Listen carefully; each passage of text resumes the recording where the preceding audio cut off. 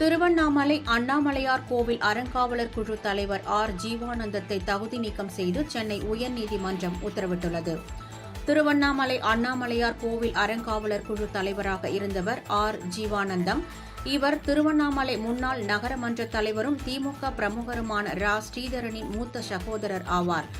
அரசியல் கட்சியை சேர்ந்தவர்கள் கோவில் அறங்காவலர்களாக நியமிக்கக்கூடாது என்ற விதியை மீறி திமுகவை சேர்ந்த ஆர் ஜீவானந்தம் அண்ணாமலையார் கோவில் அறங்காவலர் குழு தலைவராக நியமிக்கப்பட்டார். இதனை எதிர்த்து பாஜக ஆன்மீகம் மற்றும் கோவில் மேம்பாட்டு பிரிவு மாநில துணைத் தலைவர் சங்கர் என்பவர் சென்னை உயர்நீதிமன்றத்தில் மனு ஒன்றை தாக்கல் செய்தார். அதில் ஆளும் கட்சியை சேர்ந்த ஆர் ஜீவானந்தன் தனது அரசியல் செல்வாக்கை பயன்படுத்தி காலசந்தி என்ற மடத்தை ஆக்கிரமித்துள்ளதாகவும், எனவே அவரை தகுதி நீக்கம் செய்ய வேண்டும் என்று அவர் கோரியிருந்தார்.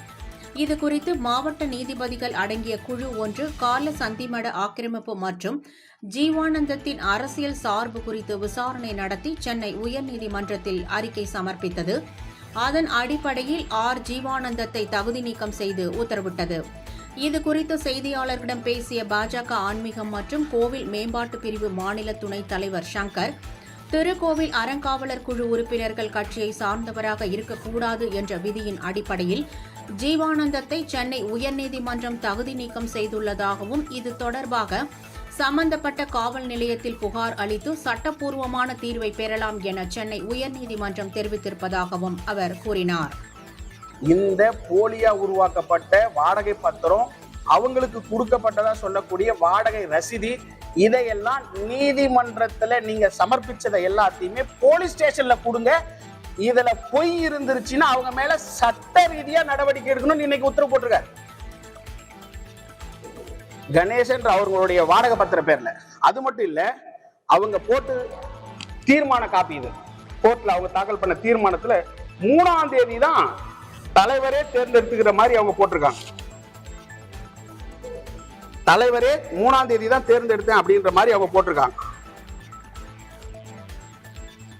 அந்த தலைவர் தான் ஜீவானந்த 1ஆம் தேதியே தன்னுடைய பேஸ்புக்ல அவர் போட்டுக்கிட்டார். இதுதான்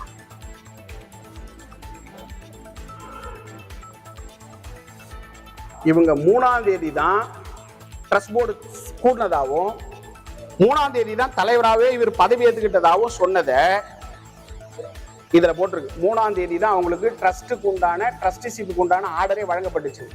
நம்ம எல்லாருக்கும் தெரியும், அவங்களுடைய சமூக வலைத்தளவில் அவங்க போட்டிருந்த போட்டோவை 1ஆம் தேதியே மினிஸ்டர் அவங்க கையில கொடுத்த ஆர்டர் காப்பியை நாம பத்திரிகை செய்தி வாயிலா பார்த்ததை நீதிமன்றம் ஏத்துக்கிட்டு, இது மாதிரியான தவறுகள் நடந்திருந்தா காவல் நிலையத்துல நீங்க முறையிட்டு இதற்குண்டான சட்ட தீர்வை வாங்கிக்கலாம்னு சொன்னது மட்டும் இல்லாம, இதை உண்மையை கண்டு அறிய உதவின அதிகாரிகளுக்கு ஜேசி, ஏசி, இந்த டிஸ்ட்ரிக்ட் லீகல் எய்டோட செக்ரட்டரி, இவங்களுக்கெல்லாம் பாராட்டு தெரிவிச்சு அவங்களுடைய பணிப்பதிவேட்டில் இந்த அப்ரிசியேஷன் ஹைகோர்ட்டோட இந்த வாழ்த்தை நீங்க ரெக்கார்ட் பண்ணணும்னு உத்தரவு மட்டும் போட்டது.